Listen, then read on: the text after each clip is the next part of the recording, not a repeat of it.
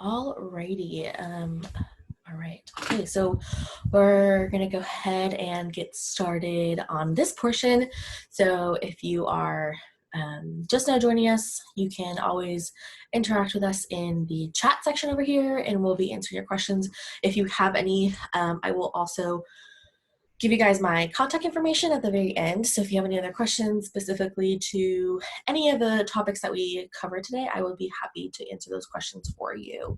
But I know this setup looks a little bit different. I have never done presentations in my home office, but I'm excited to kind of chat with you guys today about all the benefits about getting involved on campus. I know things are really weird right now and we're not in our classrooms or on our college campuses yet, but things will go back to normal, and you will be able to get back on those campuses to get involved and kind of give back to your community. So I'm here today to kind of walk you guys through my college experience and all of the benefits that I saw of being involved on a college campus. Now, I was very involved during my time at Stephen F. Austin. I enjoyed every second of it, and it kind of led me to my career now. So I'll introduce myself here in just a second, but that's kind of what today's presentation is about. So I would love for you to hang out, take some notes maybe, and we'll get started. So I'll start off by saying, first of all, my name is Natalia De La Spria. I'm one of the regional coordinators at Stephen F. Austin State University, and I primarily serve the South Houston area. So I get to meet all of you guys while I'm on the road, and it's a lot of fun. So that's a little bit about me. This is my home office. Like I said, I have never done a presentation in my home office, so I'm very excited to be here with you guys. So I'm going to walk you guys through a few different topics about getting involved on campus. Number one, I want to talk about the different types of organizations that you can join while you're at school. I want to talk about the connection with the faculty that you're going to get to have. I also want to talk about the GPA requirements and some of the community service requirements that a lot of organizations require. And then I kind of want to wrap up with all of the things that you will get out of being involved on campus. So first and foremost, it is no secret to anybody really that if you are involved on any sort of college campus, you're going to see a lot of great benefits from that. So with that, I mean, you're going to not only build a community while you're at school, but you're going to see that community grow and kind of flourish into something that you're going to fall in love with eventually. Something that I tell my students all the time is that everyone talks about college and the college experience and going off to university and expanding your education. But the things that nobody tells you is that you go off to school and you end up falling in love with this community, and then you sometimes leave, sometimes you stay, but most of us move back to our hometowns and you leave everything behind. So soak every second of that up and soak all of your time up with every single thing that you get involved in. So that's my biggest overall thing for you guys, is make sure that you enjoy your 4 years because they go by in a flash. Okay, so let's talk about the different types of organizations that you can join. So if you see me looking up to the side, it's because my notes are right here. But my number one tip, like I said, get involved in something. I don't care what it is, get involved in something. So what are your options? So there are a few different organization types. So we have academic organizations, we have some Greek life organizations, we also have community service-based organizations, and we also have intramurals. So I'll kind of walk you through what all of those mean. So academic organizations are typically related to your major or any sort of major on campus. So I will speak on personal experience from my college experience, but this is typically the case across all college campuses. But a lot of majors have organizations related to that field. So there was a organization for marketing professionals. There was a pre-health professional organization. There was Future Nurses of America. A lot of field-related organizations that you could join. Number one for networking, and number one to prepare you to go into that field. So a lot of those academic organizations have really great benefits because they'll bring in speakers from that field, and all of these opportunities that they bring in are opportunities for employment later on in the future. So that's something that I really, really enjoy about academic organizations. They're a little bit more serious, but they have a lot of great benefits if you decide to get involved in one of those. So academics can be in anything related to your major, hospitality to nursing to education to business. So anything in that realm, forestry, I'm talking any major. So any major typically has an academic organization that you can get involved with. The second type of academic organization that I want to talk about is Greek life. So a big question that I get all the time while I'm in schools and meeting students on the road is what kinds of Greek life do you offer on your campus? So not all universities and colleges will offer Greek life. Most of them do, but not all of them. So make sure you contact your admissions counselor and ask them if Greek life is something that is offered on the college campus that you're interested in. For me, I was personally involved in Greek life and I loved every second of it. It was a lot of fun. There are a few different types of Greek organizations. There are women's sororities, there are men's fraternities. There are also service-based Greek organizations, and there's even also academic-based Greek organizations as well. So your traditional sorority fraternity environment is, it was a lot of fun. It taught me a lot of different tools and things that I use in my professional life today. But it's also a really great networking tool because different Greek chapters are located across the entire nation. So while there is a specific sorority in Texas and on different college campuses, there's also one maybe in California or Ohio or New York. So sororities and fraternities are a national networking tool as well. And you also get to serve your community while you're doing it. A lot of fraternities and sororities have a philanthropy that they partner with, and you work throughout the year to fundraise for those philanthropies that you are connected with. Typically, sororities and fraternities have been partnering with these organizations for years and years and years. So just a few examples, Zeta Tau Alpha is partnered with the breast cancer awareness. Alpha Chi Omega is partnered with domestic violence.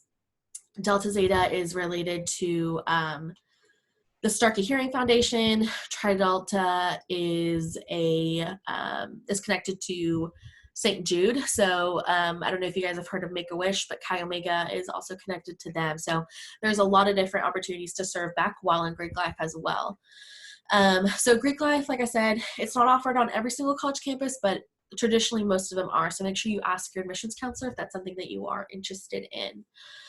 The next type of organization that you can get involved in is a community service-based organization, just strictly community service. So while you're in the organization, that is either a one-time event that you're putting on to raise money for whatever you're working towards. I know a couple of the ones that I have heard of are the big event. So the big event is a huge, huge event. It's obviously why it's called the big event. So the big event focuses on getting volunteers year round to help out with one day of giving back in the community. So thousands of volunteers will get together for one day and they'll go out into the community and give back on, painting somebody's house or mowing their yard or, building a shed or whatever it may be. So the big event is one that I loved to be a part of, and you also get to meet different people from different places because everybody comes together for one big cause. So a lot of community service organizations also have yearly projects that they work on year round for fundraising. So if you love to give back to your community, maybe focusing it on one community service organization would be really, really great for you. And it also looks very good on your resume. So that's something that you can add to your professional resume so that when you are in an interview with a potential employer, you can speak on your experiences with that and how it helped you grow into the person that you are now, which is great. So Last but not least, I want to touch on intramurals really quickly. Intramurals is a lot of fun. The easiest way for me to explain what intramural sports is, it's essentially you getting to play whatever sport is offered, and you can do it for fun. It doesn't come with the attachment to being a college professional athlete. You don't have any of like the official paperwork that goes along with any of that. It's very much for recreational purposes, and it's a lot of fun. The thing with intramurals is that you can create your own teams who are also being made with other people. So you can create teams and play against your friends. And it's very casual, very, very fun. And you don't have the pressures of being a student athlete. So intramurals is a lot of fun. I personally never played intramurals. That was not my thing. I was always on the sidelines cheering my friends on, but intramurals is a lot of fun, and they happen year round. So if it's baseball season, there's softball going on. If it's football season, flag football, there's tons of different intramurals that can also be offered on your college campus. So just make sure that you ask. Like I said, not all of these things are offered on every college campus, but typically they are. Make sure you ask your admissions counselor when you're looking for things to get involved in. So those are all the different types of organizations that are offered out there. So like I said, not every single college campus will offer all of these, but most of them will. I was fortunate enough that on my college campus, we had over 250 different organizations that you can get involved with. And then you can always start your own organization. That was one of my favorite things about SFA, is that you can start your own organization for whatever you want, which is really, really cool. So all you needed to do was have 4 friends that were interested, a faculty or staff advisor, and that's how you would create your organization, and you can kind of build from there. But building your own organization is a lot of fun, and it teaches you a lot of responsibility and a lot of great tools that you can bring into your professional life post-graduation. So that kind of brings me into talking about the connection with faculty that I mentioned earlier. So every single organization on campus, or at least on my college campus, was required to have a faculty or staff advisor. So somebody that works for the university who is sponsoring your organization in a way that they could be a resource to you. So if you needed to set up a meeting room, or you wanted to host an event or anything like that, your faculty advisor or your staff advisor would be your first go-to person to help you kind of execute whatever plan that you wanted to do. Your advisors have typically been in your shoes before, so they are really great resources to kind of fall back on so that your organization can be the best that it can be. And like I said, every single organization typically has a faculty advisor. I know sometimes advisors will double dip, and they will advise multiple organizations on campus. So you get to build connections with them, which is really great. It's always nice to have someone in your corner who is on the professional side, who has already done what you've done, and you can learn from them from a professional in the field. So if you are interested in kind of learning what the ins and outs are of working in the higher ed industry, having someone and building a connection with them, building a connection with your advisors is really good for you. They could serve as a mentor and kind of teach you the ins and outs of a lot of really good, whatever they've learned in their professional career, I'm sure they would be willing to share with you. So connection with faculty and staff is a huge, huge benefit, not only to yourself, but to your future self, your future professional self that you're going to eventually be, because we all graduate at one point. So learning from a professional is always really, really, really nice. Okay, let me see. How am I doing on time? Okay, I have a couple more things that I want to hit on. So biggest, if not biggest benefit of getting involved in college is the GPA and community service requirements that organizations have. So I'll touch on GPA first, and then on community service requirements as well. So it is statistically proven that students who get involved on a college campus are more successful than those that don't. And by that, I mean a lot of organizations require you to have a specific minimum GPA requirement to be a member of that organization. I know this is true for sure in Greek life. Though because they are national organizations, there is a minimum GPA requirement that you are required to have to be in good standing within your organization. So all organizations that you get involved with require you to keep your grades up. So I always tell students you're a student excuse me, you're a student first, and then you are you're involved in your organization. So academics always come first, so which is great because that helps you stay on track with your studies, and you're going to college for your education anyway, so having someone accountability is always really nice. So not only are your organizations beneficial for all the other things that we just talked about, but they're beneficial to keep you on track and to keep you motivated, because if you don't keep your grades up, you can't be a member of that organization. So GPA requirements typically are a requirement for organizations. Not all of them, but some of them definitely will. I know personally, I was involved in quite a few different things, about 7 or 8 different organizations, and about 6 of them had a GPA requirement. So I was very thankful for those because it helped me stay on track during my college years, and I am so thankful for that. The second thing is it's going to help your retention in your university. So by retention, I mean returning back another year to continue your education. So students will typically not only get involved in that, but it also helps you build a community within your college campus. So whenever you build a community on your college campus, it helps you kind of stick around longer. And it's proven that if you are involved, you are more likely to graduate and continue your education. So that is huge.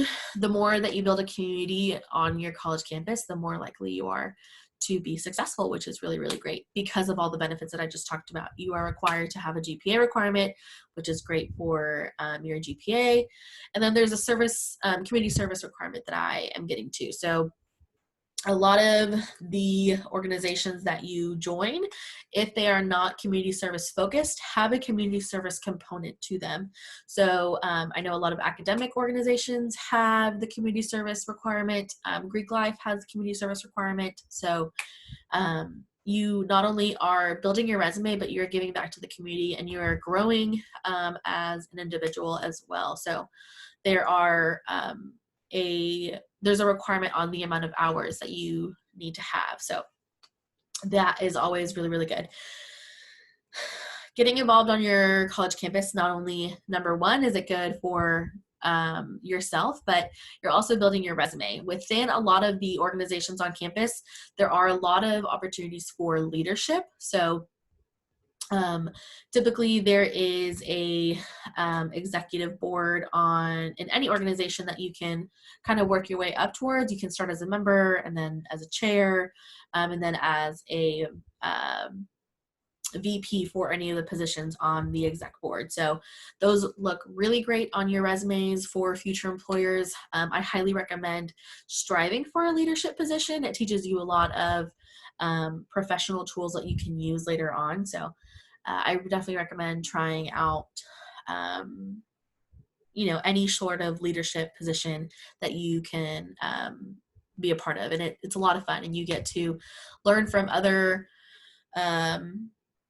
colleagues while you are having a lot of fun with them. So another tip there is get involved, but also try out the leadership board. If that's something that you're interested in, it can teach you a lot about yourself and about your professional kind of development.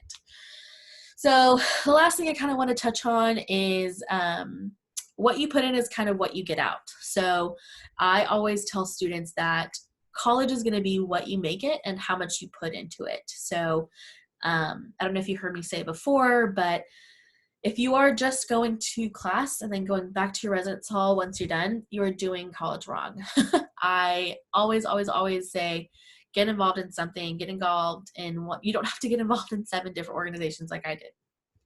But pick 1 or 2 that you are really passionate about, if it's related to your major or if it's related to a hobby that you did in high school, there's tons of different things that you did in your high school life that can transfer over to your college life. If you were involved in Young Life, or if you were serving in Girl Scouts or Boy Scouts, you can transfer those to the collegiate level. They have organizations all over the nation that have collegiate level chapters for things that you did in high school. So I want to tell you guys something that I learned while I was at camp for one of the organizations that I was a part of, and they brought in a speaker for some event, and he talked about the 4-year dash. So you graduate class of 2020, and you will graduate college class of 2024.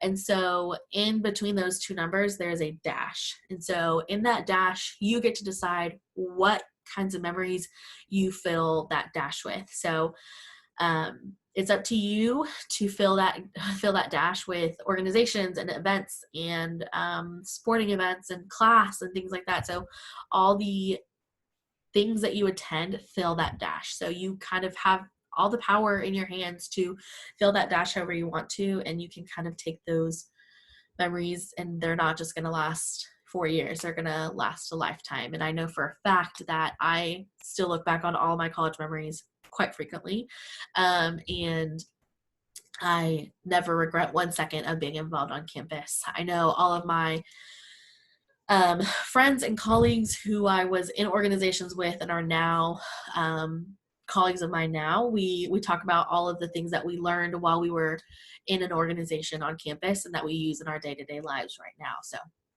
if you guys have any specific questions about different organizations on SFA's college campus, please feel free to send me an email. I would love to talk to you about those and the 250 plus different organizations that we offer on our campus, or just anything at all about getting involved in college in general. I would love to chat with you about those options as well. So thank you so much for sticking around and listening, and hanging out with me today. If you had a question in the chat, I will make sure to touch base with you on that, and we look forward to seeing you soon.